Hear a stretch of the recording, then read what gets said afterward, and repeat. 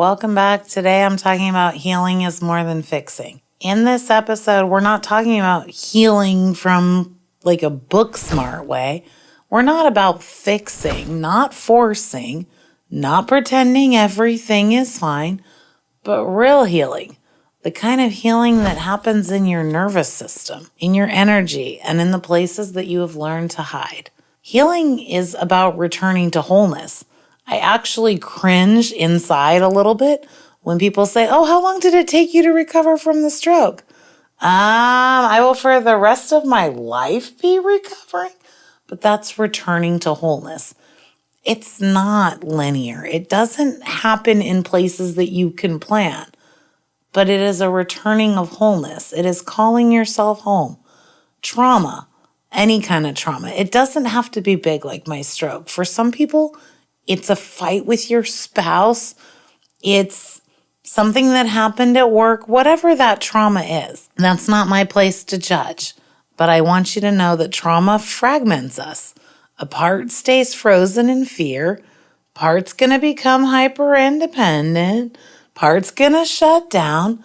Part's going to become caretaker. Energy healing is about becoming whole. It's about calling all those parts back home.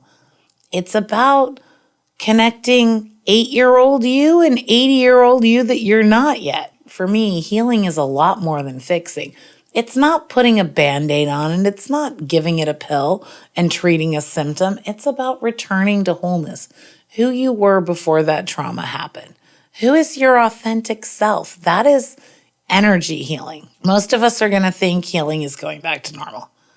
But spirituality tells us that healing is really about becoming whole. You are not broken. You're just fragmented by experiences. Trauma is stored in 3 places. It's stored in your nervous system. It's stored in your fascia and your muscles, and it's stored in your energetic body. Calming down the nervous system is the first step. The nervous system is fight, flight, or freeze, right? When trauma isn't resolved, these become your personality traits. In your fascia and your muscles, tension becomes your armor, pain becomes a memory. That's where it's stored. In your energetic body, it's your chakras constrict, your medians stagnate, and your aura contracts. Energy gets stuck in you. I need you to think about that. When you heal, you restore your life force. I was a Gen X kid. I remember growing up and playing Zelda, and when you got the Triforce, everything came back together and you expanded. So that was your life force. Trauma, I think, has a different feeling with a lot of people, or a different vibe and understanding. Trauma doesn't have to be smack. It doesn't have to be as shocking as my stroke. Sure, those are going to shock a little bit more. To some people, trauma is things that happen over and over and over again. You got unseen. You were dismissed. You got overlooked for the promotion at work. Your feelings were ignored by your spouse. You were betrayed by a best friend. All these kind of things can be traumas.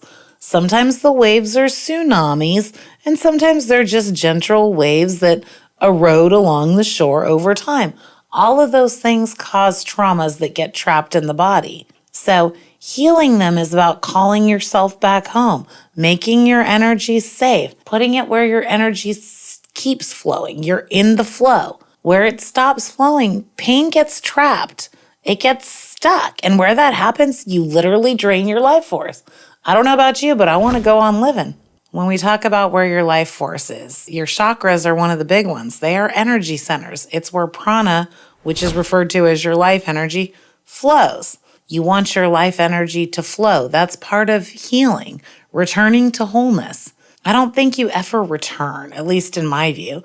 I think the day you're whole is the day the game's over. You just sort of accept, I'm never going to be fully done with this project, but I can be in the flow.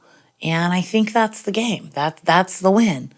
It's not about getting to the next thing. It's sort of leveling up and calling the parts of you back so that you feel whole. It's returning to wholeness. Your root chakra is where your safety is. Things like trauma and abandonment really affect it. They cause problems. those are going to affect you, and they're going to show up like anxiety and fear. That's how you know your root chakra needs some healing. In your sacral, that's where emotion and pleasure is held. Trauma is the shame and betrayal, symptoms like numbness and guilt. So shaming yourself is probably needing some sacral healing. Solar plexus, that's like your belly button. The traumas are control and criticism, and they will show up as symptoms with self-worth and confidence. Your heart chakra, that's love. Traumas like loss and rejection, symptoms like trust issues or guarding yourself. That's going to tell you need to heal in your heart chakra. Your third eye chakra, that's trust. Traumas like gaslighting. They're going to show up like symptoms of self-doubt. I don't know if I can do this. Trusting your intuition. Your crown chakra is the top. Symptoms like emptiness, disconnectedness. That's where you're going to go get those types of healings. Healing is about restoring the flow of your prana or your life energy. There are places out there that would call it like your chi if you're doing like Tai Chi or Qigong. But it's still the same idea. Like you want to be in the flow. So I always think about it like as I breathe, that's my prana, right? That's my life energy. I spend a lot of time looking into like where would my chakras be as far as healing. So there are some other techniques that you can do that'll really help return or healing more than fixing, which is kind of my whole message. It's not fixing. You're not just building a shelf and following some instructions. You're calling yourself back. You're returning to wholeness. You're returning to the flow. Things that are important, grounding, bare feet in grass, slow breathing. Go sit out in nature and breathe the air. Go connect with nature. You'd be amazed at how much being around trees or flowing water can just help ground you, help call you back to yourself. I actually have a grounding mat on my bed. You can buy these and they go at the feet of your bed. So while you sleep, your feet are on this mat that has the same pulse hertz as the ground of the earth. I sleep on it, and it took about 3 weeks before I even noticed a difference. I will tell you, my dog does. When dogs get scared by sounds like fireworks on 4th of July, those kind of things, they generally panic a little bit, and we find that they go and hide in bathtubs or showers. It's actually not to try to get away from the sound. There is a hertz frequency that happens for those noises, and it creates almost like a static electricity in their fur. And so what they do is they go to tile or like the cast iron tub, and because it helps take that static out of their fur, kind of feels like pins and needles to them, to my understanding. I don't know if that's accurate, but that's what the trainers told me. And now with the grounding mat, my dog doesn't go do that anymore. She'll just lay on my bed because the hertz from the grounding mat actually gives her the same calmness. It is that frequency of hertz. The earth has a hertz, and those grounding mats do that. Another great one is one that I learned in pranayama, which is called chakra breathing. So it's visualizing light in each center and just breathe in and out of your blockages. You will get very familiar with them. When it feels a certain way, you can just breathe into them. I still struggle with my heart chakra because I experienced a lot of grief. So sometimes just sitting there and breathing in and out of my heart chakra to let things flow, the prana will flow. I'm not perfect. I'm human. I'm having a human experience. And emotional release is really important too. Those emotions are going to well up. Cry, shake, sounds. You've heard me say hertz. I like to go on, like my Apple iTunes, and I just find certain hertz because certain hertz have frequencies. For example, 528 hertz is known as a healing frequency.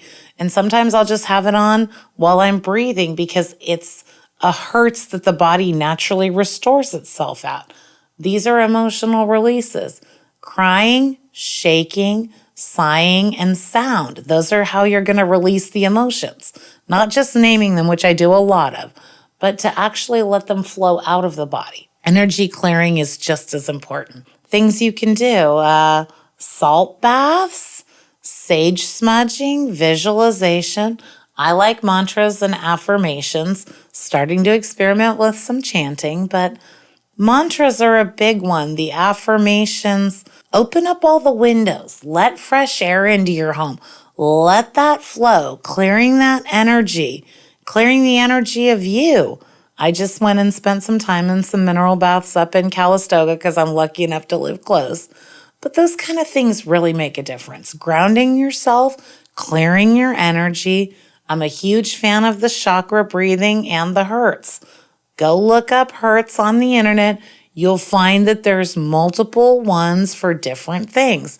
Different frequencies actually make the body respond in different ways. There is a fascinating thing you can look up on the internet, and I'm going to probably get this wrong. They have these plates that they would infuse full of hertz, like a sound frequency. And they would put sand on these plates. And when they would play certain sounds, the sand would automatically make mandalas. So a pile of sand, when given a certain frequency, would just make a mandala. This is fascinating if you want to see how sound affects things. You know, you play plants certain music and they tend to grow more and bloom more. I think you should be looking at how do you clear your energetic body. Sound is one of the most fascinating ones that you almost can't see it, but you will feel the difference that it makes. I want you to know there are some things that are going to happen when you try some of these that nobody warned me about until I actually experienced them and thought I was crazy. When your trauma is releasing, you might experience some things that feel weird. Dreams, old memories, crying, your body might feel hot, tingling. Extra fatigue is really common. This is actually energy moving out of your body. It is your body processing things that are stored. You are expanding by removing the blockages of your energy. It's going to feel weird because you've been storing them, but releasing them is how you heal. It's returning to flow. You're not just physical. You're layered. Physical, emotional, mental, energetic, spiritual bodies. We have them all. Again, I practice energy healing because it works with the blueprint of all of them. Why does energy healing work? Science shows that everything is vibration. It shows that your cells communicate electronically. Your heart actually has a magnetic field. Your thoughts affect psychology. They affect physiology. They affect your body. Everything is there. Energy healing influences your brain waves, your hormones, your immune response, your stress chemistry. Simply put, it brings your body back into coherence. Spiritually healing reminds your body of safety. Safety is the medicine. That's what's important. Healing isn't linear. You're not going to just wake up and be better, but you can return to wholeness. You can return to a person you didn't know existed. I think that's kind of my point of this. When I had the stroke and I was sitting there getting real with myself in a hospital bed, I didn't know that this was possible. I didn't know anything I know now. I just thought, oh, I'm supposed to get up and go back to work. No, you're not. I actually ended up finding out the hard way that I had to rewire my life. Healing myself meant becoming something I didn't know was possible. I live a life worth living. I feel safe. Things happen that make me feel unsafe. But I think there's a piece that unless you're a woman, you probably won't get. We are taught self-defense classes, carry pepper spray, all these things. We are taught to defend ourselves against attackers. But I don't know that many men that would actually say that they've ever attacked a woman. But it's amazing that the whole female race has to be taught to protect themselves, yet no man is ever going to attack a woman. I was raised as a woman to feel unsafe all the time. Society told me to feel unsafe. Don't dress a certain way. Don't act a certain way. Don't be a victim. I had to heal from that. These are things I didn't even know had thrown my nervous system completely off. Healing is about returning parts of yourself. Inside you lives a younger version of you, a scared child, an abandoned teen, an exhausted adult. They carry energy from your experiences. You have to call those parts of you back home. Yes, it's not going to feel comfortable when you have to heal. You stored that trauma and move forward. You sucked it up and lived with that inside of you. And now you have to release it because somewhere inside of you, you're probably not even aware, you're leaking out life force that is allowing you to become the version of you that you need to be. And so take those steps. When you ignore these versions of yourself, they're going to manifest as symptoms. Energy healing is acknowledging them and listening to them. It doesn't mean that you're going to suddenly go, oh, okay, well, you were taught to protect yourself as a woman. Okay, there's a guardedness that exists in me because I was. I was a single mom who had to protect myself and 2 daughters. That's a lot of responsibility for one human to carry. And this was part of my responsibility, part of my journey, but part of my healing was to acknowledge those things. Acknowledge that I had to become hypervigilant to feel that safety to protect myself and my family. But these are things that a man wouldn't understand because he wasn't raised as a woman. And there are women who maybe are taught to fight from a young age that wouldn't have felt the same things I did. And there are women that are out there more scared than me. I'm only using that example because it's an experience I went through. But I had to heal from that. I had to call myself back. I had to find my safety. I had to stop ignoring those versions of myself and bring them to light and let the energy flow so that I wasn't leaking my life force. That was important to healing. Healing was not just about healing from the stroke. It was about healing from all the things I had been through in my life. I couldn't ignore the versions of me that were in me anymore. I would say that the best thing you can do to start healing is put your hand on your heart, take a deep breath, and ask yourself, what part of me is feeling things? Just breathe in your moments and feel that. That's where healing happens. It happens in those sensations. It's not an endpoint. I can't stress that enough. It's more like a relationship. As you heal, you will learn to rest without guilt. You will learn to be okay with your imperfections. You will learn to feel your emotions and have no shame. You will learn to speak without fear. And you will learn to love without losing yourself. I'm not saying you're going to turn out and sit here on a podcast on camera like me, but that is what came out of me. This is my purpose. This is my journey. This is the healed version of me. I am in a relationship with myself and I will be healing and returning to wholeness for the rest of my life. But I don't feel guilty that I have human emotions. I don't feel fear of things.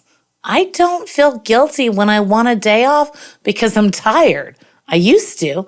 I used to think I wasn't even able to sleep. When you're a single parent raising children and you're working, that's a lot of pressure.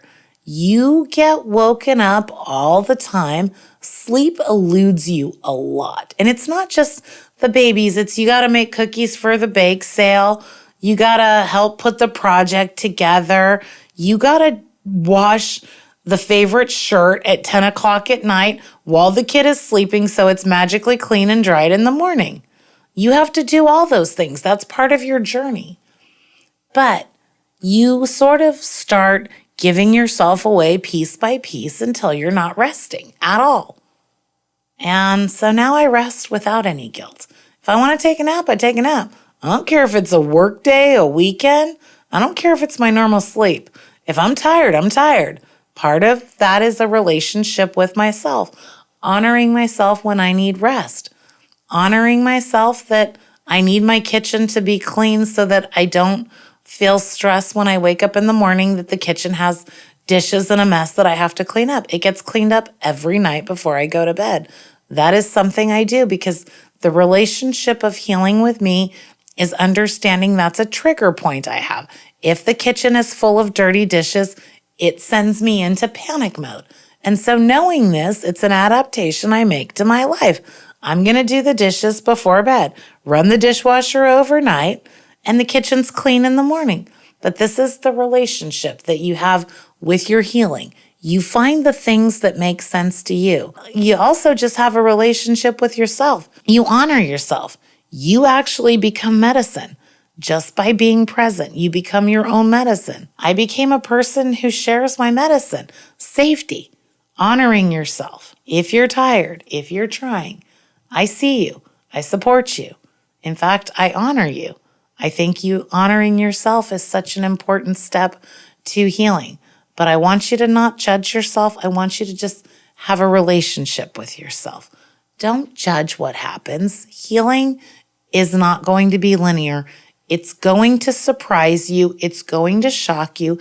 You're going to see some ugly parts of yourself, and I'm sorry that that's part of the process. But returning to wholeness is what it's about. When you get there, and it took me really like 2 years after the stroke to get to that place. I live a life I enjoy. People who know me now will see I don't overreact to things. I'm human. I have emotions. I say things, but I don't overreact. I used to. I don't. I honor myself. I say, this is what I need, and I respect myself and my boundaries. I think if you focus on energy healing, you're really going to find that you can call back places of yourself and return to a wholeness that you never had before. And it will shock you, and it will feel better than you ever thought it would. Thanks for joining me today. Remember that karma's real, your energy is contagious, and check your vibes. Just call Jenna.